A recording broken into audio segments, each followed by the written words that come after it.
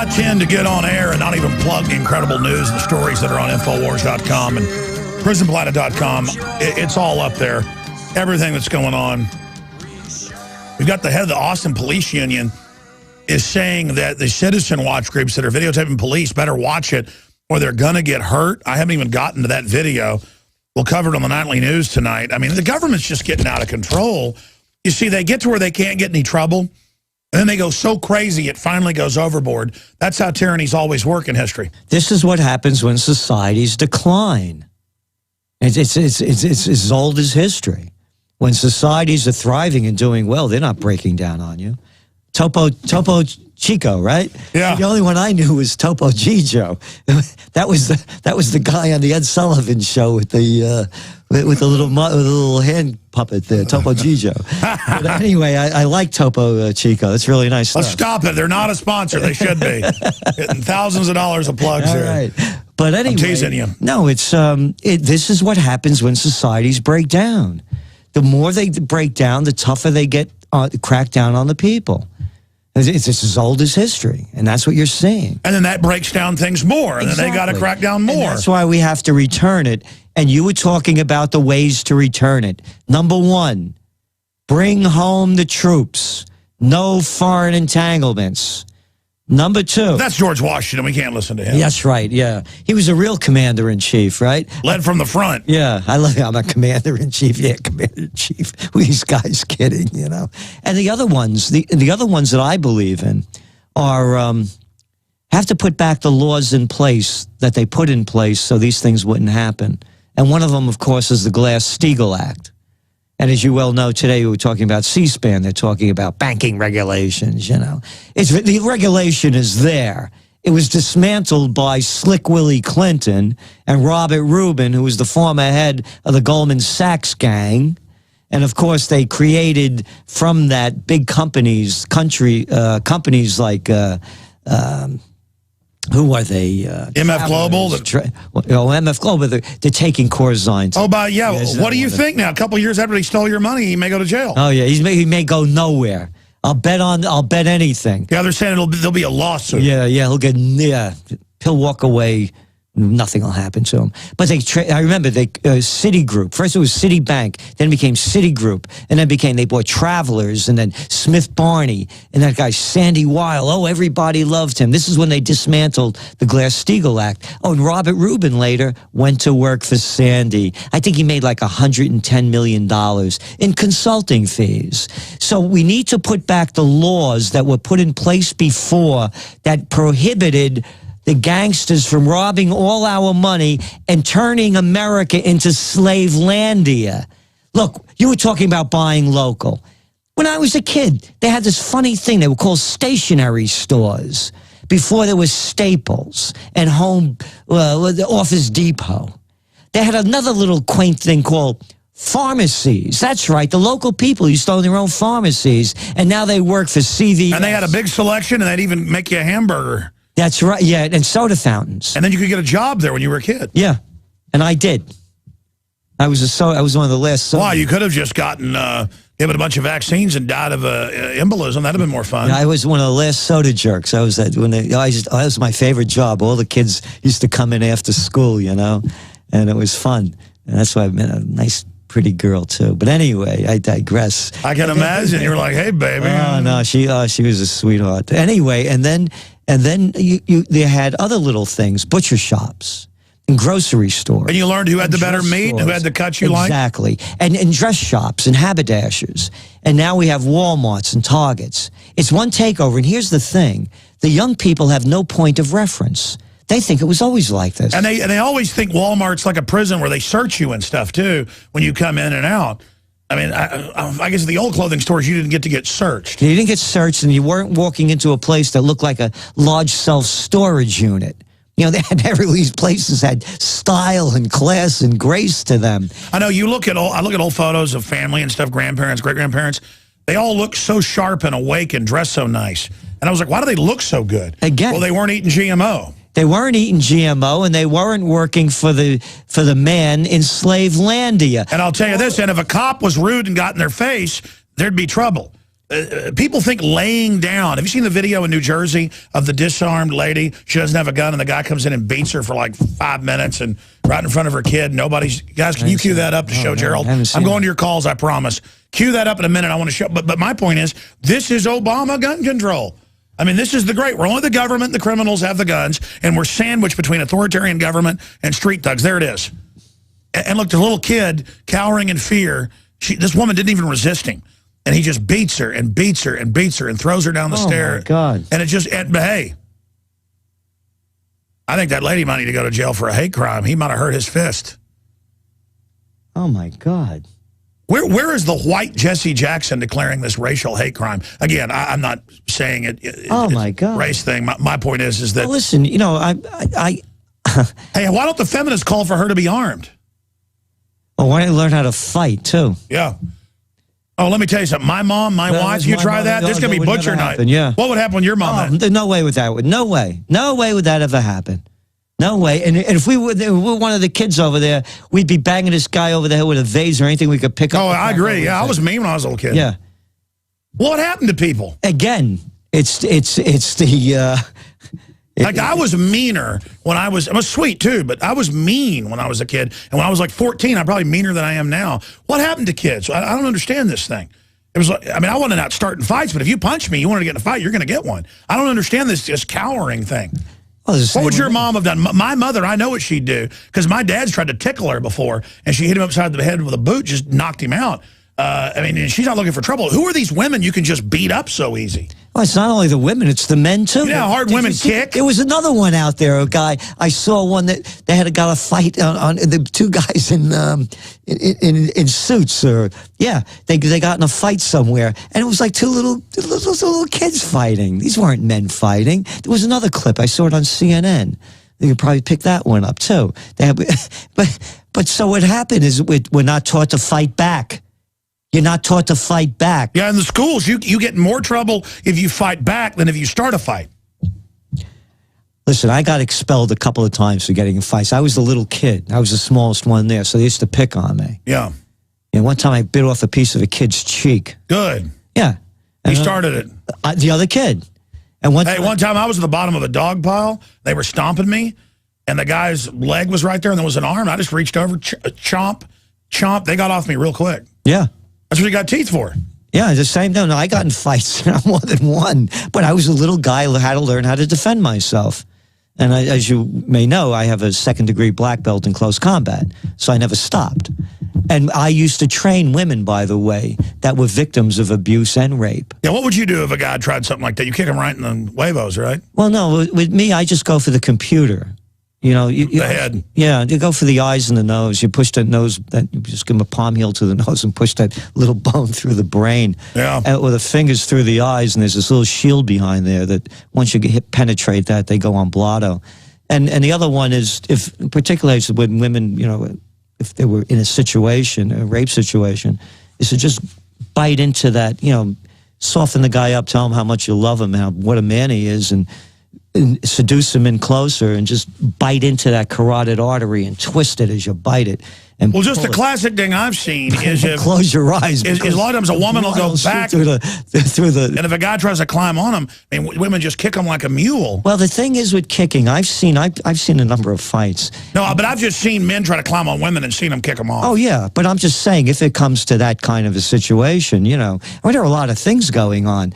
You know, that woman didn't even resist. She didn't even resist. I mean, I guarantee you, when I was a kid, and I don't care how big the guy was, if I was there, my mother would be like, I mean, it'd be bad. You see, the thing with the fight, too, is that people don't understand is that it's not like you see in the movies. You know, it's not all this posturing and thing. It doesn't go on and on and on. No, the first guy in usually wins, and that's what I do. That's what I teach. You go right in. You feel trouble coming down, you go right in. You're all over it. And again, you know, it's the palm heel. As a matter of fact, I should have my teacher on, John Perkins from attackproof.com. Anybody could go to it, attackproof.com. And this guy, you know, I mean, these are real guys. You know, he was a cop and, you know, he's been there. And people don't understand is you got to go right in. And you go in and you do what you have to do. And the fight ends really quick. Well, I agree. Instinctively, if you punch somebody with an uppercut in the nose, I've never sent one into the brain, but I've torn the nose off completely like twice. They're out of the fight. Yeah. Well, a palm heel is nicer. It's just right to the nose. You don't hurt your wrists, and it does the job. But you're going to kill somebody, just so you know it. And with me, I avoid fights at this point because, and I've been in situations, and the guys will tell you up there, and I make it really clear that if this thing is going to get out of hand, somebody's going to really be hurt, and it's not going to be me. No, I'm not looking for violence, but if somebody starts one with me, I'm just going to punch him in the throat as fast as I can. Yeah, well, I've also found that's useful. Punch to the throat is good, but again, if you want to take the person out, if it's an end game and your life is threatened, the two things are the palm heel to the nose and eye strikes. You know, right through the eyes. There's a little shield. Once you go by that, boom, your brain goes out. It's over. So those are the two. And I'm a small guy. I only go for the computer. Yeah. Yeah, unfortunately. I've been in fights a long time, and I'm glad. I've gone for computers before. Yeah. It didn't turn out nice. I tell you. Luckily, I got a thick skull, so it's been good luck for me. Now I fight in the InfoWar, Gerald. Oh, yeah. But I just can't believe videos like this with this woman. But again, they're teaching us not to fight. They're teaching if you have a problem, call the police. They're teaching you not to be strong. And that's what they've done to society at every level. And then, by the way, we could go back to the feminine thing again. A house being raised, again, with a male energy, it's different. You have a different way about you. And young people are losing the male energy. And they're making it seem as though it's a bad thing to have. You know, I hear it, you know. That's my point. I'm tired of hearing I'm bad because I'm a man. Exactly. And that male energy is a negative thing. You know, like if you go to schools or like public schools, government things, they talk to the woman, not the man. And it's like, hey, men don't speak here. Even if it's a man, it's like women run things now. And they're running things pretty well, aren't they? Oh. But I mean, the guys need to step up and lead is what needs to happen. Yeah, and both. You know, again, let's just call it equal. Everybody's together, yeah. Yes, call it equal. But I mean, historically, it's going to be men like George Washington. He had women behind him supporting him, and big time. They couldn't have done it without the women supporting him and all the things they did. But it was men that, Well, we could have a woman leading the Second American Revolution if she was a patriot. Exactly. If it was about making it for the greater good. Oh, I agree. A woman leading the Second American Revolution. I'd get behind a woman that was a leader. Yep. Yeah. In a second. If it wasn't about saying men are bad all day. Yeah. Again, we're talking about the bigger issue, the American Revolution. Exactly. And it's not a balkanization issue. I'm saying they're trying to get women to gang up on men when instead, I mean, women, you're going to have boys as well as girls. I want my boys and girls to be empowered. We're having quite the talk with Gerald Celente in person today. We got to go film here in a minute for your Obama Deception too, but we're live right now. Alcatraz, thanks for holding her on the air with Gerald Celente. Yes. Alex, are you there? Yes, sir. All right. Well, I just want to ask you a question. Have you heard about the cyber attack drill being hosted by the Department of Homeland Security called Quantum Dawn 2? Yes, it rings a bell. Yeah. Well, I just want to inform you this. You know how the DHS, they love to put their false flag attacks right next to the drill? Well, I don't know if this is true or not, all right? And I'm not going to say that it is going to happen, but I believe that this is going to be the next false flag attack. What's your take on this? I don't know. They could use any drill as the smokescreen to do it. But, I mean, we know, like, they launched the Stuxnet attack and then said they need to take over the Internet because of the Stuxnet attack. And the media didn't point out that the CIA in Israel created it with Microsoft and sent it out there reportedly. Yeah. That's how dumb they think. We got to take your rights because of Al-Qaeda, but then they run Al-Qaeda. Gerald? Well, you know, on the false flag, I believe that we are going to have either a false flag or a real flag, something that is going to divert our attention away from the problems that are around us now. There's going to be a wag the dog moment. And it's also going to wag us away from the economic problems. They're not going to be able to get us out of this economic mess. As we all know, again, the stimulus did not work. Now they're talking about tapering it back. I mentioned to you that interest rates went up the fastest time in 26 years in a week. And so I think there might be a false flag. It might be a computer. It might be, quote, terrorism. It might be something going on with Syria. And then they say, we got hit because of Snowden. Everybody's like, please spy on me. Like, right. Did you see got it. Miss USA going, or one of the contestants, I want to be spied on. Watch everything I do. Keep me safe in case I'm bad. There you go. Keep me safe. And that's why that woman couldn't fight. And that's why the little kid was cowering. That should be natural instinct to protect yourself. You shouldn't be taught how to do it. It should be in our DNA. That is the opposite of everything. Well, also, why does the guy just keep beating the daylights out of Because her? he's at, what kind of drugs is this guy whacked out on? What's his brain in? What zone? I mean, of course this guy's out of his mind. And by the way, that's my biggest fear. And this is what we're going to be writing about this in the next Trends Journal. All of this youth unemployment, you're talking 60% around the world. They're going to make them cops. No, they're out of their minds already. They're on all kinds of drugs that, whether it's the psychotropic drugs, whether it's the opiates, whether people are screwed up. I know, big numbers. I go out a lot. I'm out in the street. Yeah. I go to different places. I bounce around. I see it, man. We have a drug problem, and no, it's not marijuana, cocaine. It's much worse than that. Marijuana. I mean, really. But it's no. Most of them are on prescriptions now. I know, and they're saying like 2/3, and then they'll give them whatever they want. I know, and I'm saying this is going to be one of the biggest problems confronting us. So when you're asking about that guy out of his mind, they're going to be a lot more like him.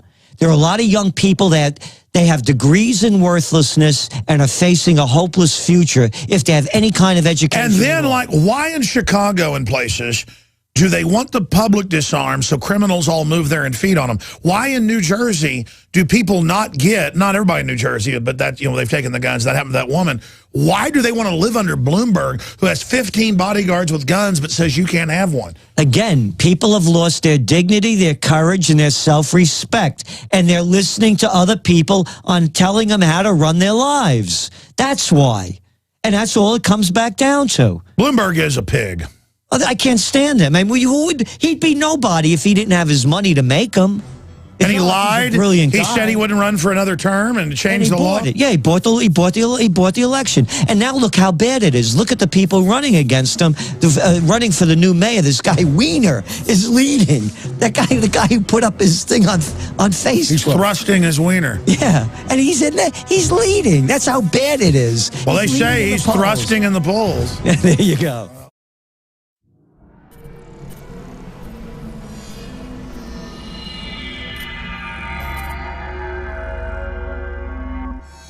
Hi, Ted Anderson, president of Midas Resources. With over 30 years of experience in the precious metals business, I can tell you without a doubt, we are facing the most dangerous and volatile times, not just in the United States, but worldwide. Peace of mind is gold and silver. Now is the time to invest in gold. When it comes to bullion coins, our prices are competitive and the closest to melt. If it's numismatics you're looking for, we have some of the best deals out there. Visit MidasResources.com today or go to Infowars.com and click on the link to see our daily specials. Here's an example of one of our long-term specials we've been offering for more than a year. 2 silver dollars from the turn of the last century, plus 2 powerful films, The Obama Deception and The American Dream. We also add in the book Dishonest Money, all for $72 and free shipping. The most trusted name in precious metals is Midas Resources. Call 1-800-686-2237 or go to Infowars.com. I'm Ted Anderson with Midas Resources.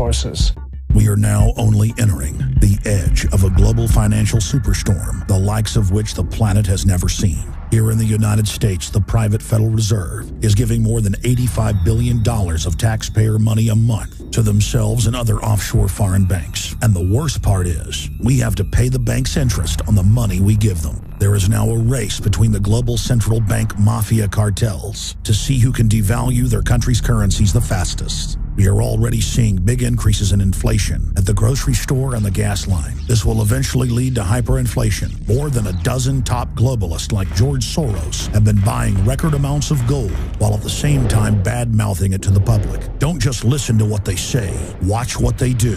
For more than 6,000 years of recorded human history, gold has been the ultimate hedge against uncertain times and inflation. Before investing in metals, it is important to do your own research and find a reputable company. Midas Resources has the highest Better Business Bureau rating of an A+.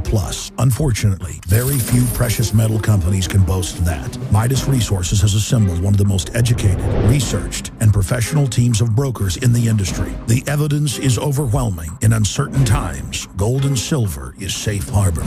Now is the time to invest in gold. Call 800-686-2237 and Midas Resources will mail you 10 reasons to own gold absolutely free. No shipping. It's absolutely free. And finally, Ted Anderson wants to challenge you to find any deal that comes close to his 2 silver dollars at cost with free shipping with 2 free films and a book for $72. That's more than $160 value for $72 shipping included. Click the link at Infowars.com to go to the MidasResources.com specials page. Brought to you by MidasResources.com and Ted Anderson, the trusted name in precious metals.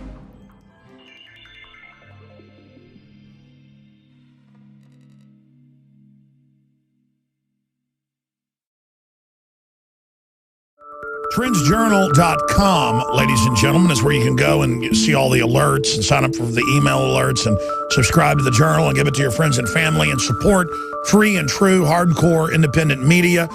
I want to take a few final calls. I've really been hogging Gerald here, but I'm gonna go to Mike and a few others that have been patiently holding. Mike and Mike are the next two in line. But briefly, what's coming up in the new Trends Journal?